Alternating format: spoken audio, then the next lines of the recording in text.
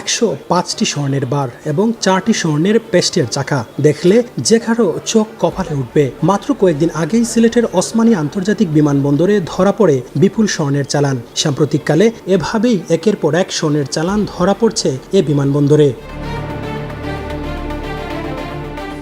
স্বর্ণের চালান ধরতে বারবারই ব্যর্থ হচ্ছে সিলেট ওসমানী আন্তর্জাতিক বিমানবন্দর কাস্টমস কর্তৃপক্ষ। তবে বিমানবন্দর কর্তৃপক্ষ বলছে কয়েকদিন আগের সেই ঘটনায় কাস্টমসের চোখ ফাঁকি দিয়ে স্বর্ণের চালান বাইরে নিয়ে যাওয়ার চেষ্টা করা হয়। এ সময় জাতীয় নিরাপত্তা সংস্থা এনএসআই এর সদস্যরা সন্দেহভাজন ব্যক্তিকে বিমানবন্দরের কনকোর্স হলে নিয়ে তল্লাশি করলে বেরিয়ে আসে স্বর্ণ।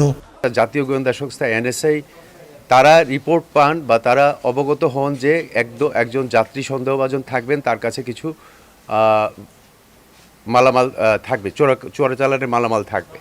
সেই অনুযায়ী সেই যাত্রীকে তারা টার্গেট করেন এবং সেক্ষেত্রে তারা কাস্টমস একটা শুল্ক গোয়েন্দা ইউনিট আছে, ওনাদের সহযোগিতায় অ্যারাইভেল হলে আপনারা জানেন যে কাউকে যদি সন্দেহ হয় অথবা কাউকে যদি স্ক্রিন করতে হয়, রেড চ্যানেল আছে, কেউ যদি ডিক্লারেশন না দেয় সেক্ষেত্রে তাকে এক্সরেতে চেক করা হয় এবং তারপরে সিদ্ধান্ত নেওয়া হয়।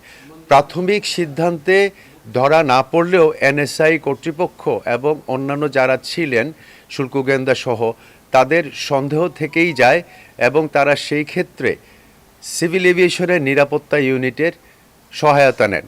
সিভিল এভিয়েশনের নিরাপত্তা ইউনিটে, বিমানবন্দরের নিরাপত্তা ইউনিটের যে এক্সপার্ট স্ক্রিনার যারা আছেন তারা স্ক্রিন করে সেখানে স্বর্ণের উপস্থিতি নিশ্চিত করেন। ২০ বছর বয়সী আটককৃত হুসাইন আহমেদের বাড়ি সিলেটের গোয়াইনঘাট উপজেলার তোয়াক্কুল বাজার এলাকায়। হুসাইনের কাছ থেকে জব্দ করা হয় 105টি স্বর্ণের বিস্কুট, 35টি করে, যা আনা হয় 3টি কফি মেকারে, যার ওজন প্রায় 12 কেজি 285 গ্রাম, এবং ড্রিল মেশিনে 4টি স্বর্ণের পেস্ট, যার ওজন প্রায় 3 কেজি 710 গ্রাম, যার বাজার মূল্য 16 কোটি টাকারও বেশি। হুসাইন আহমদ না, হুসাইন আহমদ। বিমানবন্দরের কাস্টমসের চোখ ফাঁকি দিয়ে কিভাবে এসব স্বর্ণ আসছে তার কোনো সঠিক জবাব নেই ওসমানী বিমানবন্দর কাস্টমসের কাছে। কেন বারবার সিলেট ওসমানী বিমানবন্দর দিয়েই স্বর্ণের চালান আসছে তারও কোনো উত্তর দিতে পারেনি বিমানবন্দর কাস্টমস কর্তৃপক্ষ। গ্রিন চ্যানেল পার হয়ে এটা বের হয়ে যাওয়ার পরে এনএসআই এবং বিমানবন্দর যে সিকিউরিটি তারা আটক করলো। কাস্টম থেকে বের হলো কিভাবে? এখানে আসলে যে মেকানিজমে এটা এসেছিল ওই মেকানিজমের কারণে এটা আমাদের স্ক্যানারে আসলে ওইভাবে এটা ইনিশিয়ালি ধরা পড়ে নাই। তারপরে এটা ওই ব্যাটারি সদৃশ একটা বস্তু, আমরা ওইটা ইনিশিয়াল স্ক্যানিংয়ে বোঝা যাচ্ছিল, কিন্তু আমাদের ওই ইনিশিয়াল স্ক্যানিংয়ের মাধ্যমে এটা একদম ক্লিয়ারলি দেখা যায়নি। তারপরে এনএসআইয়ের কাছে যেহেতু কংক্রিট ইনফরমেশন ছিল, তারা এনএসআই এখানে ওই যাত্রীকে আরও ফার্দার স্ক্যানিং এবং চেকিংয়ের মাধ্যমে এনএসআই এটা ডিটেক্ট করতে সমর্থ হয়।